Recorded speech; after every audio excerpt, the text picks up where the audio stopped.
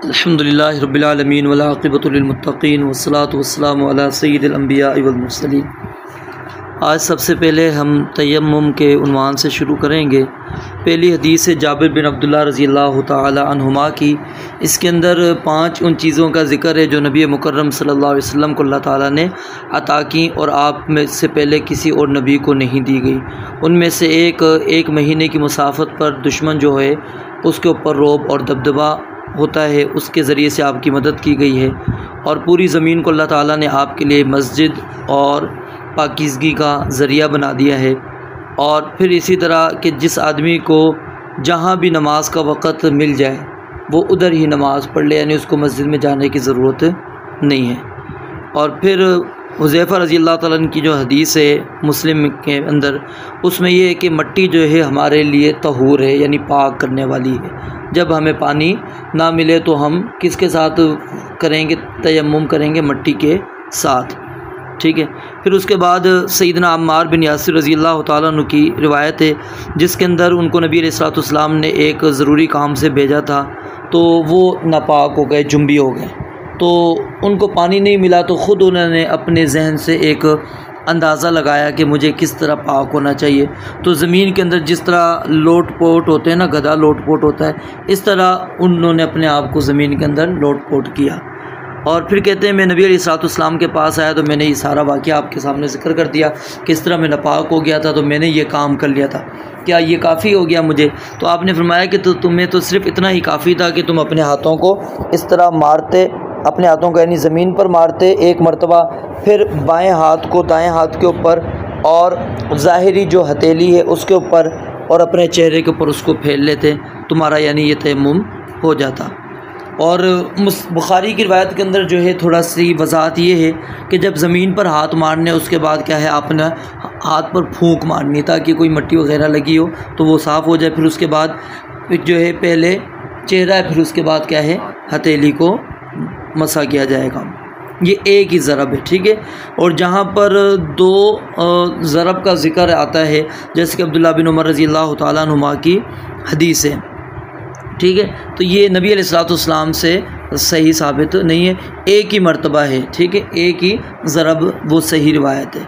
और फिर बंदा कब तक यानी कि वो कर सकता है, क्या नाम है, तयम्मुम? अगरचे वो रिवायत जो है अबू हुरैरा वाली ज़ईफ़ है कि 10 साल तक इंसान को अगर पानी ना मिले तो वो इसी तरह जो है तयम्मुम करे। तो बहरहाल ये है कि जब तक इंसान को पानी नहीं मिल रहा आसानी के साथ, उसने बड़ी कोशिश की है, वो उस वक़्त तक मुकल्लफ़ नहीं है पानी का, वो उस वक़्त तक जो है मट्टी से तयम्मुम करेगा, क्योंकि अल्लाह रब्बुल आलमीन ने मट्टी को पानी के कायम मकाम बना दिया। यानी जब असल तो है वज़ू हमने करना किससे? पानी से। पानी मौजूद ना हो तो फिर क्या है? मट्टी है। तो ये जब तक ना मिले उस वक़्त तक इंसान कर सकता है। फिर उसके बाद सैयदना अबू सईद खुदरी रज़ियल्लाहु ताला अन्हु वाली रिवायत है, उसके अंदर ये ज़िक्र है कि 2 आदमी सफ़र के अंदर गए तो नमाज का वक़्त हो गया, उनके पास पानी नहीं था, तो दोनों ने तयम्मुम किया और नमाज़ पढ़ ली। फिर आगे गए तो उनको पानी मिल गया, तो एक ने जो है ना नमाज को और वज़ू को लुटा दिया, यानी उसने दोबारा वज़ू किया और दोबारा नमाज़ पढ़ी, और दूसरे ने कहा कि नहीं, मैंने जो कर लिया पहले वही मेरे लिए काफ़ी है। तो दोनों नबी अलैहिस्सलातु वस्सलाम के पास जब वापस आए तो नबी अलैहिस्सलाम को सारा आके वाक़या बयान किया।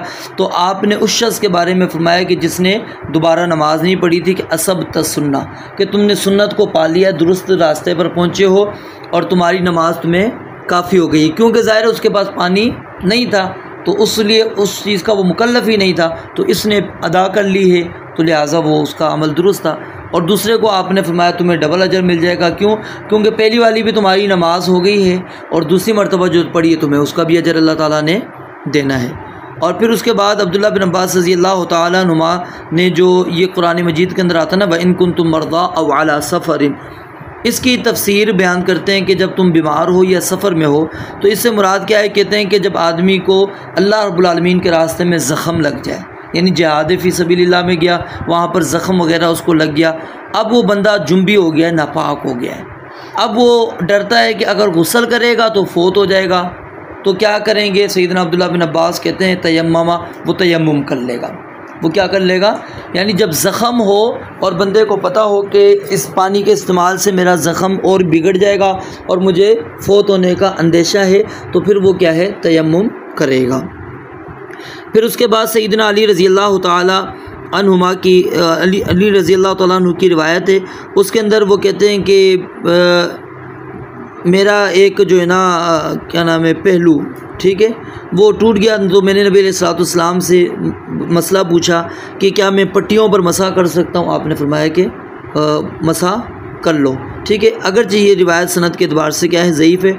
तो बहरहाल यानी यही है कि जब आपने चोट लगी है और चोट को आपने पट्टी के साथ कवर कर दिया, अब हाथ धोना था, अब यहाँ पर आपके पट्टी बंधी हुई, मिसाल है आधे पर, आधा खुला हुआ है, तो ये आधा आप धो लें, ठीक है, ऊपर नीचे धो लें, जहाँ पर बंधी हुई है उस पर हाथ फैल लें। अगर पूरे पे बंधा हुआ है तो फिर पूरे पर क्या होगा, फिर मसा ही होगा उसके ऊपर, फिर उसको धोया नहीं जाएगा। यानी यहाँ पर ये समझ लें कि जब पट्टियाँ बंधी हैं तो उस वक़्त तयम्मुम पूरा नहीं किया जाएगा, तयम्मुम पूरा नहीं किया जाएगा, बल्कि सिर्फ़ क्या किया जाएगा, वज़ू किया जाएगा। जहाँ पर पट्टी है वहाँ पर मसा होगा, वहाँ पर क्या होगा, मसा होगा। फिर उसके बाद वाली जो रिवायत है जाबिर बिन अब्दुल्लाह वाली, वो रिवायत भी ज़ईफ़ है, ठीक है। उसके अंदर ये ज़िक्र है कि एक आदमी ज़ख्मी हो गया तो उसने गुस्ल किया, फ़ौत हो गया, तो नबी इस्लाम ने उसको कहा तुम्हारे लिए तो उसके लिए तो तयम्मुम ही काफ़ी था, ठीक है, तुमने उसको गुस्ल करवा दिया तो वो तो फ़ौत हो गया। फिर उसके बाद अब्दुल्ला, आखिरी हदीस जो अब्दुल्ला बिन अब्बास रज़ी अल्लाह तआला अन्हुमा की, कि जो बंदा यानी कहते हैं कि सुन्नत ये है कि आदमी तयम्मुम के साथ सिर्फ़ एक नमाज़ पढ़े, फिर दूसरी नमाज के लिए दूसरा तयम्मुम करेगा। तो जिस तरह यानी कि आप एक वज़ू के साथ, याद रखें, एक वज़ू के साथ 2 नमाज़ें, 3 नमाज़ें, 4 नमाज़ें पढ़ लेते हैं, तो इसी तरह तयम्मुम के साथ, यानी मुसाफिर ख़ास तौर पर जब उसने ज़ोहर असर जमा करनी है तो वो एक ही तयम्मुम के साथ दोनों नमाज़ें पढ़ सकता है, एक ही तयम्मुम के साथ। इसी तरह मगरिब और इशा दोनों नमाज़ें एक तयम्मुम से पढ़ सकता है। फिर उसके बाद हैज़ के मसाइल, उसके मुताल्लिक़ उन्वान है, उसमें सैयदा आयशा रज़ी अल्लाह तआला अन्हा की जो पहली हदीस है उसमें फ़ातिमा बिनते अबी हुबैश ने अपना मसला आके नबी अलैहिस्सलाम को ज़िक्र किया कि मुझे इस्तिहाज़ा हो जाता है, तो आपने एक निशानी बयान की, फरमाया कि जो हैज़ का खून होता है वो दमुन अस्वद, वो स्याह खून होता है, काला खून होता है, और युरफ़ आसानी के साथ वो पता लग जाता है, पहचाना जाता है, ठीक है। तो फरमाया कि जब काला खून हो तो फिर क्या है, तुमने नमाज से रुके रखना है, क्योंकि हैज़ की हालत में नमाज नहीं पढ़नी। अल्लाह ताला ने नमाज उस वक़्त मुआफ़ कर दी है और नमाज की क़ज़ा नहीं है, रोज़ा वो उसकी क़ज़ा बहरहाल देगी। और जब आपने फरमाया कि खून काला ना हो, काला खून ना हो, तो फिर उस वक़्त क्या है, आपने नमाज अदा करनी है, यानी कि हैज़ की हालत में नहीं पढ़नी। इस्तिहाज़ा जो ये एक बीमारी होती है, इस्तिहाज़ा क्या होती है, एक बीमारी होती है, तो इस्तिहाज़ा वाली मरीज़ा जो है वो नमाज अदा करेगी। फिर उसके बाद अस्मा बिनत उमैस वाली जो रिवायत है उसके अंदर नबी अलैहिस्सलाम ने उनको एक और तरीक़ा बताया था कि एक टब के अंदर बैठ जाना, फिर वहाँ पर देखो कोई जर्दी तुम्हें नज़र आती है तो ठीक है, फिर क्या है, तुमने गुस्ल करना है। उसके अंदर फिर आपने 2 नमाज़ों को जमा करने का भी जिक्र किया, अलग अलग का भी मौजूद है, ठीक है। ज़ोहर असर एक गुस्ल से पढ़ो, मगरिब इशा एक गुस्ल से, और फजर की नमाज जो है एक गुस्ल से। फिर उसके बाद हमना बिनते जहश, उनका भी यही मामला था, उनको भी नबी अलैहिस्सलाम ने यही चीज़ बयान की कि आपने जो है ना अपने वो अय्याम निकाल देने जो हैज़ वाले हैं, ठीक है। वो कितने निकालने, आपने फरमाया 6 दिन उसको शुमार कर लो या 7 दिन। औरत को यानी पता होता है कि हमारे अय्याम कितने, वो मतलब उस औरत को जो बीमार है ज़ाहिर उसको तो नहीं पता होगा, वो फिर अपनी बहन वगैरह, अपनी जो हैं बाकी जो ख़ानदान वाली औरतें, उनसे वो पता कर लेगी कि कितने अय्याम होते हैं, तो उसके मुताबिक वो अपने अय्याम को वो कर लेगी मैनेज कि हाँ ये 6 हैं या 7 दिन के हमारे होते हैं। फिर उसके बाद नबी अलैहिस्सलाम ने फरमाया बाकी जो दिन है आपके पास 24 दिन बचते हैं या 23 दिन बचते हैं, उसमें तुमने रोज़ा भी रखना है और नमाज भी अदा करनी है, ठीक है।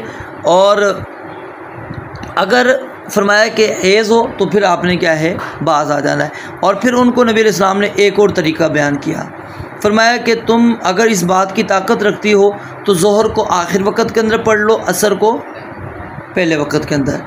अब उसके अंदर क्या करना है, ज़ाहिर गुस्ल एक ही होगा, गुस्ल गुस्ल करके पढ़नी है तो ज़ोहर आखिरी वक्त में हो जाएगी, असर पहले वक्त के अंदर। फिर इसी तरह मगरिब और इशा का मामला है, और फिर इसी तरह फजर का।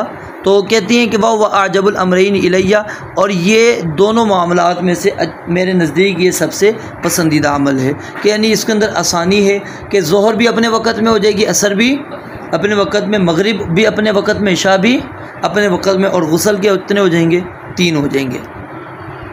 अच्छा जी, उसके बाद फिर एक और रिवायत के अंदर यानी कि ये आपने फरमा दिया, यानी ये तो गुस्ल का आ गया था ना यहाँ पर, और एक रिवायत के अंदर एक है तो वतवज़्ज़ई लिकुल्लि सलातिन, कि हर नमाज के लिए क्या कर लो, वज़ू कर लो। तो यानी यहाँ पर यही है कि औरत अगर वो मुशक्क़त समझती है, तकलीफ़ समझती है गुस्ल करने को, तो फिर वो वज़ू भी कर सकती है, वज़ू भी कर सकती है। और अगर वो तकलीफ़ नहीं समझती तो फिर उसको गुस्ल करना चाहिए, ये अफजल है, ये क्या है, अफजल है, बेहतर है।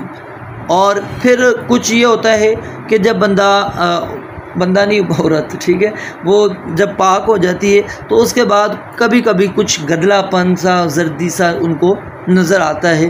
तो मैं अतिया कहती हैं अगर ऐसा कोई मामला होता था, यानी हमारे जो अय्याम के ख़त्म होने के बाद हम उसको कुछ भी शुमार नहीं करती थी, यानी उससे हम अपनी ना नमाज को छोड़ती थी और ना ये अपनी क्या है रोज़े वग़ैरह को छोड़ा करती थी। अब जब औरत इन अय्याम के अंदर होती है उस वक़्त अल्लाह ताला ने ख़ास तौर पे फरमाया है कि फ़ातज़िलुन निसा फ़िल महीज़, औरतों से क्या है तुमने अलहदगी इख्तियार करनी है, उनसे दूर रहना, उनसे ताल्लुक़ कायम नहीं करना। तो यहूदी जो हैं, जब वो क्या होता था, जब औरत इन अय्याम के अंदर आती थी तो ना वो उसके साथ खाते थे, ना उसके साथ बैठते थे। तो नबी अलैहिस्सलाम ने उनको फरमाया कि हर चीज़ करो सिवाय वो जो ताल्लुक़ है उसके, यानी वो कायम नहीं करना, बाकी तुम्हारे लिए वो जायज़ है, वो मतलब नापाक उस तरह नहीं है, उसके साथ खा सकते हो, बैठ सकते हो, कोई मसला नहीं है। और सईदा आयशा बयान फरमाती हैं कि जब मैं इन अय्याम के अंदर होती थी तो नबी अलैहिस्सलाम मुझे हुक्म देते थे, मैं चादर कस लिया करती थी, यानी लंगोट बांध लिया करती थी, आप मुबाशरत भी करते थे। तो यानी कि वो उधर ताल्लुक़ कायम करना क्या है वो ममनू है, बाकी जिस्म मिलाना उसमें कोई हरज नहीं है। फिर इसी तरह अब्दुल्ला बिन अब्बास रज़ियल्लाहु तआला अन्हुमा की हदीस, उसके अंदर ये मसला ज़िक्र है कि अगर कोई बंदा इन अय्याम के अंदर चला जाता है, वो ताल्लुक़ को कायम कर लेता है, तो फिर उसने क्या करना है, 1 दिनार या निसफ़ दिनार सदका करना है, 1 दिनार या निसफ़ दिनार क्या करना है, सदका करना है, ठीक है। और ये अच्छी खासी रकम बनती है, ठीक है। और अबू सईद खुदरी रज़ियल्लाहु तआला अन्हु की जो हदीस है उसके अंदर फरमाया कि क्या जब औरत, यानी ये आप इशारा कर रहे हैं उसकी तरफ कि जो औरत की दीन का नुक्स है ना वो क्या है, फरमाया कि क्या ऐसा नहीं है कि जब औरत नमाज नहीं पढ़ती और क्या नाम है, जब औरत नापाक हो जाती है तो वो नमाज भी नहीं पढ़ती, रोज़ा भी नहीं रखती। कहा कि हाँ, तो कहा यही तो असल में उनकी दीन की क्या है, कमज़ोरी है कि दीन उनका क्या है, नाक़िस हो जाता है, कम हो जाता है। मर्द ज़ाहिर पूरा महीना वो इबादत कर रहा है, औरत ने वो 6 दिन 7 दिन उसके इबादत के निकल गए, कम हो गए।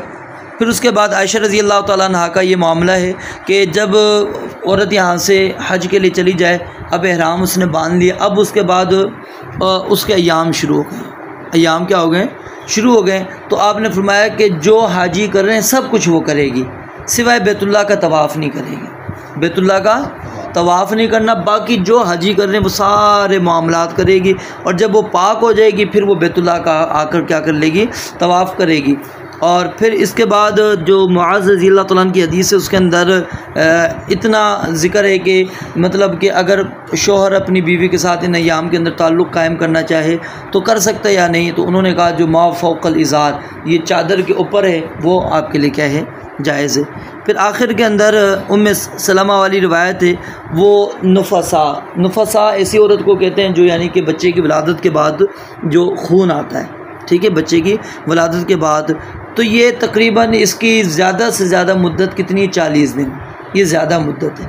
कम वो 32, 33, 34, 35 ये कहीं पर भी ख़त्म हो सकता है, कोई मसला नहीं, लेकिन ज़्यादा इसकी 40 दिन है। 40 दिन के बाद फिर वो जो है वो अपना वो बाकी वो बीमारी वाले यानी अय्याम को शुमार समझेगी अगर इससे ऊपर आ रहा है, और फिर वो नमाज भी पढ़ेगी, बाकी इन 40 अय्याम के अंदर वो नमाज भी अदा नहीं करेगी। तो ये किताब तहारा का ख़ुलासा था जो हमने पढ़ा है। बाकी इंशाल्लाह कल से फिर किताब सलात शुरू करेंगे।